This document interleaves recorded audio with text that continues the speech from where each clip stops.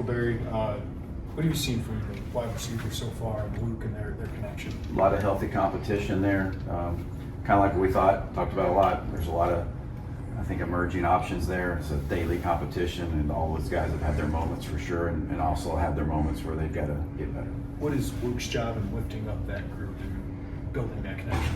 Yeah, I mean, I think it's definitely an important part of, the communication he has, verbally, non-verbally, us being in the meeting room together, watching film together and getting on the same page. It takes time. Working during the summer helps. And I feel like we're really heading the right way there as far as from a chemistry standpoint. Along those lines, not to dwell on last year, but Luke had that guy in Pat who felt comfortable just tossing the ball up too, and he was going to come down. Do you see a guy emerging, or maybe a couple guys emerging as that type of playmaker on this year's club?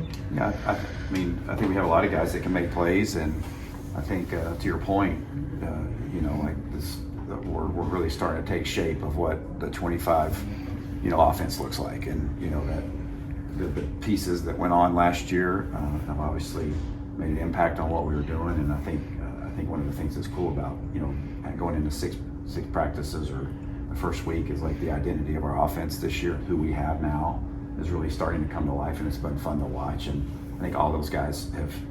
I could probably literally find a clip for every one of them that made a really outstanding play in one-on-one. We just need it on a consistent basis. You mentioned that identity. Is it your multiple years here now? Do you feel like your offense has evolved into a specific identity? What do opposing coaches? What jumps out at them when they scout your offense? Well, I would hope that that our belief, the way we try to approach things, is we play the game the right way. That we try to play with good fundamentals and physicality, and use the running game as a friend to the quarterback and play actions. And I think that I would hope that they would feel that and see that and respect that. And because certainly I've been with Coach now for 9 years. His teams have always had a pretty clear-cut identity. We hadn't always had that here since I've been here. At times we've lacked some of the physicality, or not the physicality, just the consistency, in the running part of it, and the passing at time, and so my hope and desire is that when people turn the film on, they would see a well-rounded, complete, balanced offense that's physical. Has the raw talent jumped out at you about Cole Russ this fall? Is that something you can't miss? Well, I saw Cole last year a little bit before he got injured, and he's as anybody is coming off of a critical injury like that, he's slowly, surely, steadily, really starting to unleash his comfort level and his skill set. He's got a nice skill set. He's just getting better and better every day, and that's the goal for everybody at camp. And if he'll continue to do that, he'll be able to impact our football team in a positive way. You echo the sentiments of your boss, Coach B, that what's going on at tackle right now could be a blessing because you're getting looks at guys that need to show themselves on the first team. Yeah, I think reflective of last year at camp, Kurtz, I think was down for, I can't remember what it was, a little window, a period of time that allowed us to, shuffle some guys around and get some experience. I think that's always a positive thing, that when guys get put in situations where they're uncomfortable or they have to expand their role and play a different position, whether it be a receiver or a lineman. I think that's always positive. So it is what it is, and I do believe that those things are disguised blessings in large part for the long-term benefit of your team. Is there any challenge with that, with a group that's experienced? Like, what is the challenge of not having 3 of your top tackles in the practice or 2 or however long? Well, in a practice setting, I don't know if there is probably just the volume of reps and the how that's spread out between the physical practice and the long practices, and a lot of reps. That's put some stress on some other guys. They've done a great job of just taking what they get and taking a shot of water, and here we go again. And so it puts a little stress on the depth piece of the puzzle. We're all limited by a certain amount of depth at our positions, and when you get thin, it puts a little stress on those other guys. So we're anxious to get them back when we can. With 3 young quarterbacks on the roster, how much of a resource has made Luke been for those guys? Yeah, a fair amount. I think a good amount. I think obviously a lot of it is probably what you would say, through osmosis, to a certain degree, of just watching him operate, being in the meeting room, listening to the interaction that him and I have. And obviously, between Art and myself and Mike New, who's an analyst with us that helps, with that position. We got a lot of guys pouring into those guys. And so every rep that they get mentally or physically is really helping shape their, who they are and what their future is going to be. But Luke's I would think he's a great example of growth, adversity, maturity, humility, but also has got strong leadership skills. So I think he's a great example for them in those ways. And that's ultimately the best way to lead, is to do your job and do it well, because other people follow that.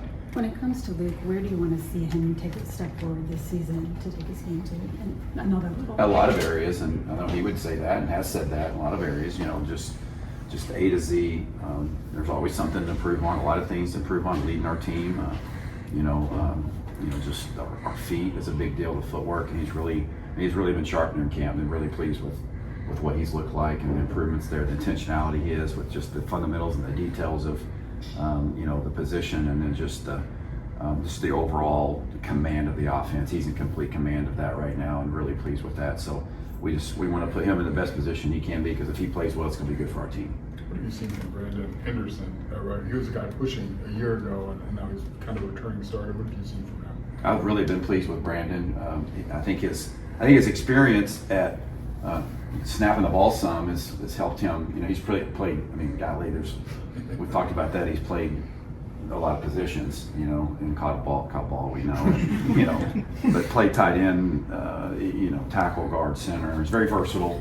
They're really kind of anchoring in on that spot at, as far as right guard, and I think he's getting better and better every day, and he's very athletic, and he's really playing with good fundamentals right now, and really been pleased with seeing that. I guess speaking of Brandon's touchdown, he said that the word now is like teams know that he's obviously a target in the passing game, so maybe no more big man touchdowns. I think he might be retired in that area. Where's Trey Petty at in his development? What have you seen from him? I've been pleased with Trey, his return to camp, and just his moments that he's had and the opportunities. Most of our reps are being poured into the first two guys, but he's inevitably had a handful of those opportunities every day, in which he would want more. All those guys would want more, and that's just the nature of the business. But I've been pleased with his response to the early start of fall camp, and excited to see what he does heading into the weekend. In what ways could Saturday in the scrimmage kind of shape what the 25 offense could look for you guys? Well, I think you put an exclamation point on a week, of really development, and inevitably, like once you come out of this week, you're to a large degree, your squad's kind of being set, and so at some positions, including the ones we've talked about, mostly the ones we've talked about going into camp, tight end and receivers. There's a lot of guys getting a lot of reps, a lot of guys doing some really good things, and like who's going to really emerge through Saturday, I think is a big deal. And so all of our scrimmages are a big deal for everybody, but those guys in particular, be a big opportunity for them to continue to solidify who they are and what they can bring to the table. How was your tight end room changed with the addition of not only Cole but the other two transfers? Yeah, that's been a nice part. I think we really did a nice job in acquisition there, and got a couple of guys that have some experience and maturity, and they each have their own strengths and their skill set, and they've been really nice complements to what we're trying to get done in the rooms. That nice depth has taken some of the stress off of some of the other guys, and so it's been good to see them, and they both have brought some nice things to the table. We at times talked about Jordan Anderson and his versatility, but is there anything you can or would like to do to unlock some of that versatility within your offense? Well, there's certain things that we would, I think that he does afford you to do that ultimately will probably be unfolded, later in the season. I know what you're. Yeah, certainly. He's an interesting character, and in what he presents to the team, and like this guy's as good as gold. I mean, like he stands for everything good in this business, and just what football is. He's tough, he's smart, he's dependable, he's versatile, he's unselfish, and I could go on and on about him. He's smart. I mean, he's made a really nice catch last night in the team setting. That he's got a lot of versatility. You can hand the ball to him, you can throw the ball to him. He can block for people and helps on special teams. I'm a big Jordan Anderson fan, and we're going to continue to try to figure out ways to, find ways to accentuate his flexibility. Coach, I know you can't talk about unsigned kids, but quarterback recruiting, you seem to have kicked that up a notch. And what are those kids buying into? What are they seeing? And how big of a role does Art play in that? Well, Art plays a huge role in that. I mean, he's a go-getter, and he's a bulldog, and it's the way he goes about everything, you know. And I learned that early on when I coached him when he was playing for me. The quarterback's a bulldog, and that's the way he goes about everything. How he does one thing, he does everything. That's recruiting, that's development, it's relationships, it's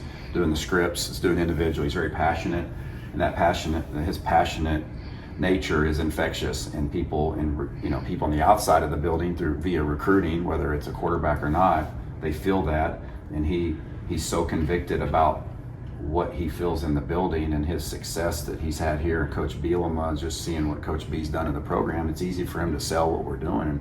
And on top of that, obviously the season we had, the success we had, and that's the draw, so those two things align. And you would say that quarterbacks have had success in this offense, and we want that to continue to happen to make this place a super attractive place for top quarterbacks across the country, portal, high school, whatever they want to come play in this system. But Art's a huge part of that. Barry, Mike, what kind of resources have you been former head coach or play caller like that? Yeah, he's been awesome.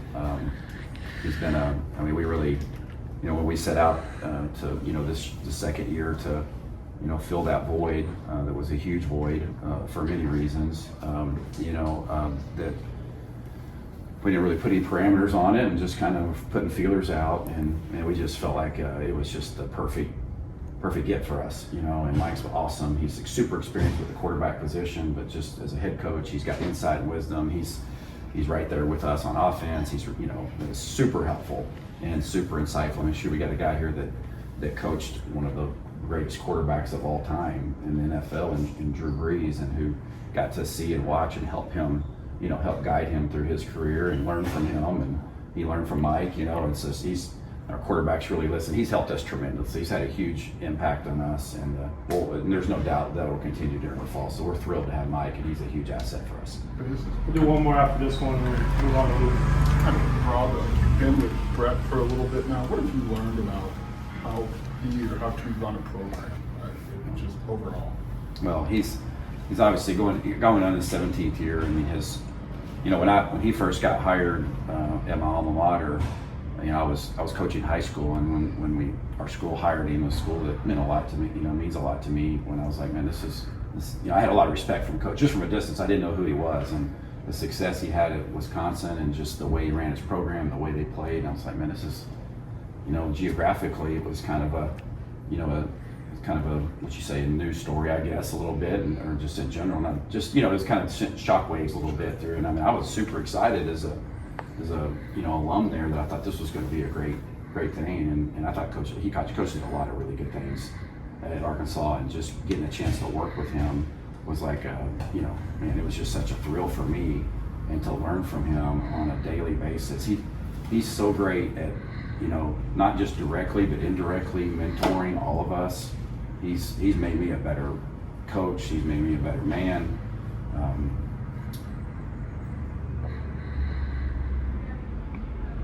I just got a lot of respect for him, and he's that way with our players.